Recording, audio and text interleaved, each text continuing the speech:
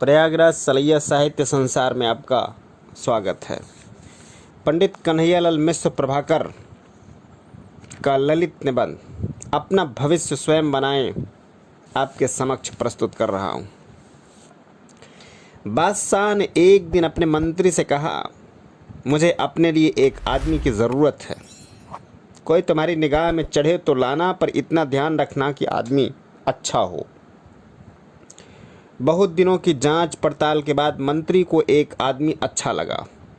उसने उसकी नौकरी छुड़ा दी और उन्नति का आश्वासन देकर बादशाह के सामने पेश किया। बहुत देर तक तो बादशाह को अपनी बात ही याद न आई। बाद में बोले, हाँ उस समय शायद कोई बात मन में थी, पर अब कोई बात नहीं है। मंत्री ने कहा, हुजूर मैंने इसके हजारों में से छांटा है और बढ़िया नौकरी से छुड़वा कर इसे लाया हूँ। बादशाह ने जरा सोच कर कहा, हमारे पास तो इस समय कोई काम नहीं है, पर तुम बहुत कह रहे हो, हम अपने निजी कार्यालय में चपरासी रख सकते हैं। वेतन 15 रुपये मिलेगा। मंत्री को बुरा लगा, पर उस युवक ने कहा कि मेरे लिए सबसे बड़ा वेतन यह है कि मुझे अपने बादशाह की सेवा करने का मौका मिलेगा। और वह तैयार हो गया।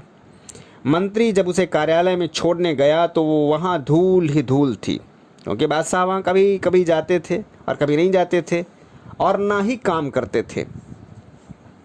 मंत्री दुखी हुआ, पर युवक खुश था। उसने अच्छा स्थान दिलाने के लिए मंत्री के प्रति कृतज्ञता भी प्रकट की। उसने लगातार कई दिनों तक उस कार्यालय को साफ किया और उसे शाही कार्यालय का रूप दे दिया। उस दफ्तर में एक छोटी सी कोठरी थी।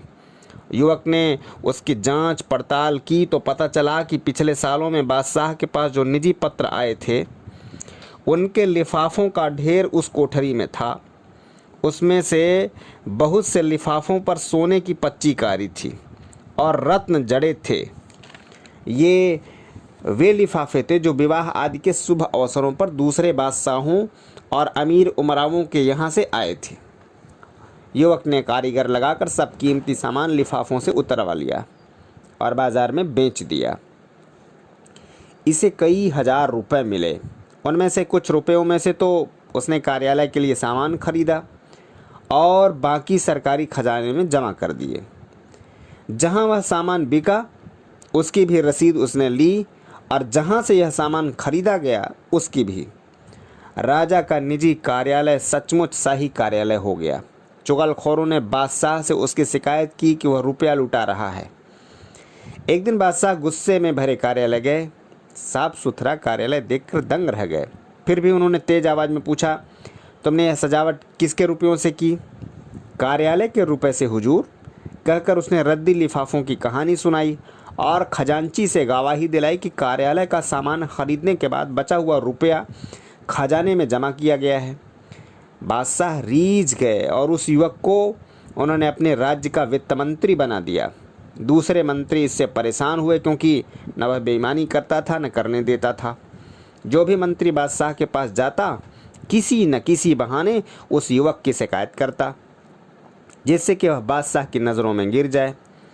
एक दिन रात में 2 बजे बादशाह ने अपने सेनापति को बुलाकर कहा, हमारे सब मंत्रियों को उनके घरों से उठाकर इस कमरे में लाओ, लेकिन वे जिस हालत में हों उसी हालत में लाए जाएं। समझ लो हमारे हुक्म को। अगर कोई पलंग पर सो रहा है तो उसे पलंग सहित ज्यों का त्यों लाया जाए, और कोई कालीन पर बैठा चौपड़ खेल रहा हो तो उसे कालीन समेत लाया जाए। कोई 1 घंटे में सब बादशाह के कमरे में, बड़े से कमरे में उपस्थित हुए। 8 में से 7 मंत्री नशे में थे। उनमें से कुछ जुआ खेल रहे थे। वित्त मंत्री एक चौकी पर बैठे दिए की रोशनी में कोई कागज देख रहे थे। सब मंत्री बहुत लज्जित हुए। तब बादशाह ने वित्त मंत्री से पूछा, जनाब रात के 2 बजे किस कागज में उलझे हुए थे? उसने उत्तर दिया, हुजूर दूर के इलाके में इस साल का जो राज कर आया है उसमें पिछले साल से 1 पैसा कम है, तो बार बार देख रहा हूँ कि जोड़ में भूल है या सचमुच पैसा कम है।